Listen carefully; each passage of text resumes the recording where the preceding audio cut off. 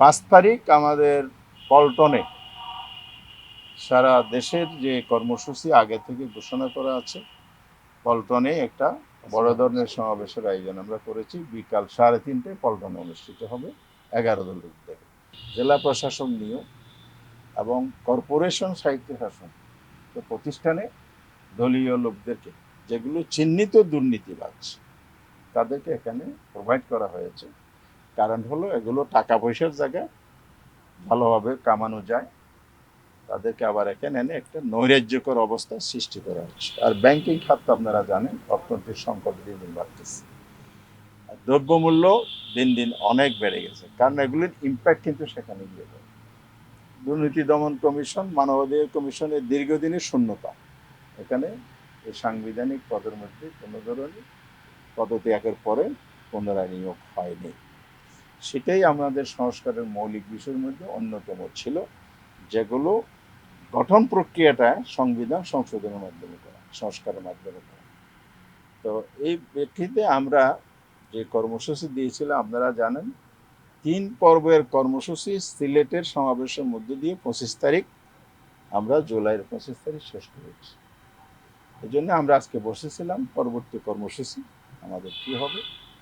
এই কর্মসূচি প্রণয়নের জন্য আমরা আজকে এখানে বসেছি সংসদের মাননীয় বিরোধী দলের নেতার বাসভবনে। 11 দলের নেতৃবৃন্দ এখানে উপস্থিত হয়েছে।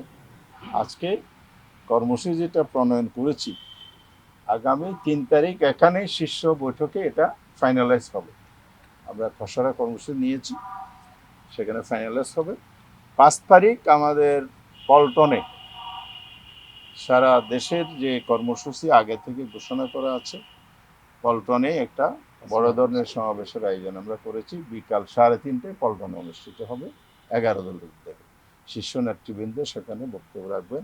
নগদ নিয়ে এলো হার না মানা হার অফার। সর্বনিম্ন 10,000 টাকা রেমিটেন্স নগদে পাঠালে থাকছে স্বর্ণের হার জেতার সুযোগ। আমরা প্রথমে আপনাদেরকে ধন্যবাদ দিই, বিগত কর্মসূচিগুলো সফল করার ক্ষেত্রে আমরা আপনাদের সহায়তা পেয়েছি। আগামী দিনে কর্মসূচি বাস্তবায়নে সেটা আমরা পাব। আর এখানে আরেকটা বিষয় অত্যন্ত বেদনা এবং দুঃখের সাথে বলতে হচ্ছে, জুলাইয়ের পরে দেশে মানুষ কত বলে একটা সুযোগ পেয়েছে। রাজনৈতিক দলগুলো মাঠে নেমেছে, জনগণের কাছে তাদের বক্তব্য পেশ করছে। বিশেষ করে এই জুলাই অভ্যুত্থানকে দ্বিতীয় বর্ষপূর্তি উপলক্ষে আমরা 11 দলও কর্মসূচি দিয়েছি, দলীয় কর্মসূচি দিয়েছি। এনসিপি সারা দেশে তাদের কিছু কর্মসূচি দিয়েছে।